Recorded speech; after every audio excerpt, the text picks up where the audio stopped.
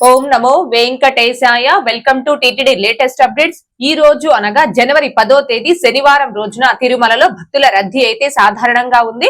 300 రూపాయల ప్రత్యేక ప్రవేశ దర్శనం టికెట్స్ ను కావచ్చు, 500 రూపాయల వర్చువల్ సేవా దర్శనం టికెట్స్ ను కావచ్చు కలిగి ఉన్న భక్తులకి ఈ రోజు దర్శనం పూర్తవ్వడానికి సుమారుగా 2 నుంచి 3 గంటల సమయం పట్టే అవకాశం ఉంది. అలాగే తిరుపతి ఆఫ్లైన్ ఎస్ఎస్టీ టోకన్స్ కావచ్చు, ఇంకా శ్రీవారి మెట్టు మార్గం దివ్య దర్శనం టోకన్స్ ను కావచ్చు కలిగి ఉన్న భక్తులకి ఈ రోజు దర్శనం పూర్తవ్వడానికి సుమారుగా 3 నుంచి 4 గంటల సమయం పట్టే అవకాశం ఉంది.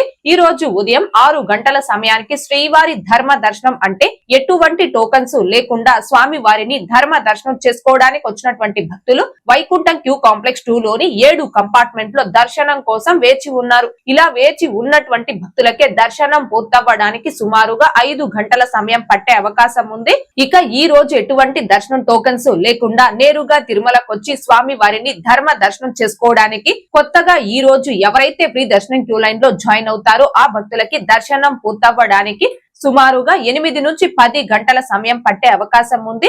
భక్తుల రద్దీని బట్టి దర్శనాలు పూర్తయి సమయాలలో కూడా మార్పులు ఉంటాయి. కాబట్టి శ్రీవారి భక్తులు ఈ విషయాన్ని గమనించుకోగలరు. అలాగే తిరుమల స్వామివారి దర్శనాలకు వచ్చే ప్రతి ఒక్కరూ తప్పనిసరిగా తమ ఆధార్ కార్డులను తమ వెంట తీసుకుని రావాల్సిందిగా కోరుచున్నాను.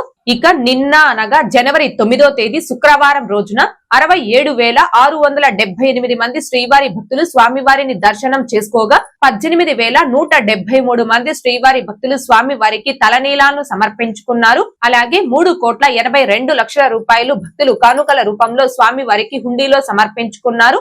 ఓకే అండి, ఈ రోజు అనగా జనవరి 10వ తేదీ శనివారం రోజున తిరుమలలో భక్తుల రద్దీ అయితే సాధారణంగా ఉంది. తిరుమల తిరుపతి దేవస్థానాలకు సంబంధించి మరింత సమాచారం కోసం మన ఛానల్ ని సబ్స్క్రైబ్ చేసుకొని రెగ్యులర్ గా ఫాలో అవ్వగలరు. అండ్ అలాగే మన ఛానల్లోని వీడియోస్ ని తప్పకుండా లైక్ చేసి షేర్ చేయవలసిందిగా కోరుచున్నాను. ఓం నమో వెంకటేశాయ. Thanks for watching.